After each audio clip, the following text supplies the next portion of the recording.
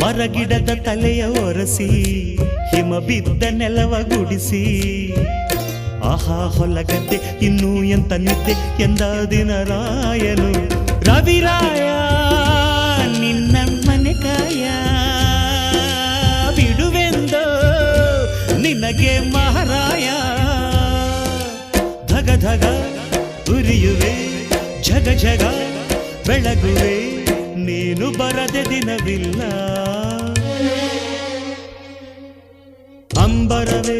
ಅಂಬರವೇರಿ ಸೂರ್ಯನು ಬಂದಾನು ಥಳ ಥಳ ಥಳ ಜಗ ಥಳ ಥಳ